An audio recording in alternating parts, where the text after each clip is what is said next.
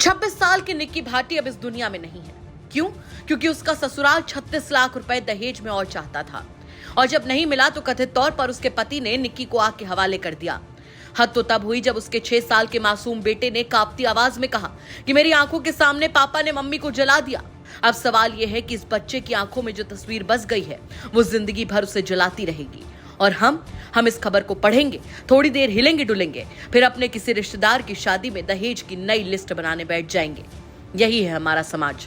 कितनी अजीब बात है कि दहेज के खिलाफ कानून दशकों पहले बना, किताबों में सख्त सजा लिखी है, अदालतें हैं, पुलिस है, फिर भी हर दिन 18 औरतें जलती हैं। 2022 में 6450 औरतें दहेज की बलि चढ़ गईं। 2018 से 2022 तक ये संख्या 34,477 पहुंच गई। कागज पर दहेज विरोधी कानून है, लेकिन असल में सब बस एक मजाक है। दहेज मांगने वाले औरत को जलाकर भी बेखौफ है, क्योंकि उन्हें पता है कि कानून का नाम लेकर हम खुद को तसल्ली देते रहेंगे, लेकिन समाज कभी सजा नहीं देगा। उत्तर प्रदेश की तस्वीर सबसे ज्यादा खौफनाक है। दावों की माने तो साल 2022 में 2138 दहेज हत्याएं दर्ज हुई। 5 सालों में 11,488 औरतें मार दी गईं। यानी भारत में हर तीसरी दहेज हत्या यूपी में होती है। यूपी में औरत का जन्म लेना शायद सबसे बड़ा अपराध है।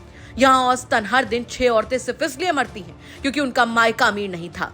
ये वही प्रदेश है जहाँ बड़े बड़े नेता नारी सम्मान का भाषण देते हैं, और उसी के बगल की गली में कोई निक्की चुपचाप आग में झोंक दी जाती है। एनसीआरबी के आंकड़े कहते हैं कि दहेज को लेकर हत्या राष्ट्रीय औसत 5.2 है। यूपी का 10.3%, बिहार का 8.9% है। लेकिन असलियत यह है कि हर एक संख्या के पीछे एक चेहरा है, एक चीख है, एक बच्चा है जो अब मां नहीं कह पाएगा। निक्की भाटी भी कोई आंकड़ा नहीं थी। उसे महीनों तक पीटा गया, तंग किया गया और आखिर में जला दिया गया। फर्क सिर्फ इतना है कि निक्की की मौत खबर बन गई, वरना रोज हजारों औरतें चुपचाप राख हो जाती हैं और समाज उनका नाम तक याद नहीं रखता। घटना के बाद मोमबत्तियां जलती हैं। लोग कहते हैं कि इतनी जागरूकता के बावजूद दहेज मांगना अभी भी पिछड़ी सोच है, लेकिन सच तो यह है कि ये सोच गली गली में जहर की तरह फैली है। हम दहेज पर बहस करते हैं, नारे लगाते हैं, पोस्टर छापते हैं, लेकिन जब हमारी अपनी बेटी की शादी होती है तो रिश्तेदारों के सामने सीना चौड़ा करके कहते हैं कि लड़के वालों को कार दी है, मकान भी दिलवाया है। यानी समाज 2 चेहरे रखता है, एक मंच पर दहेज विरोधी और दूसरे मंच पर दहेज व्यापारी।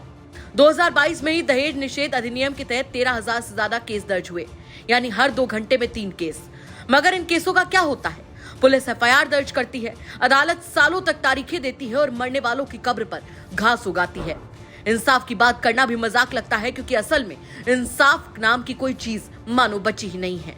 निक्की भाटी एक नाम नहीं है, वो आईना है, मगर उसमें देखने की हिम्मत है आपके पास? क्योंकि जब आप आईने में देखेंगे तो आपके पीछे खड़ा समाज भी दिखेगा। वही समाज जो शादी में दहेज मांगकर खुश होता है, वही समाज जो जलती हुई औरत को देखकर चुप रहता है, वही समाज जो फेसबुक पर पोस्ट डालकर अगले ही दिन दहेज की डील करके निकल जाता है। तो अगली बार जब कोई निक्की मरेगी तो मत कहिएगा कि ये दुखद है। सच ये है कि निक्की को आपने, मैंने और हम सब ने मिलकर मारा है। ब्यूरो रिपोर्ट, यूपी तक।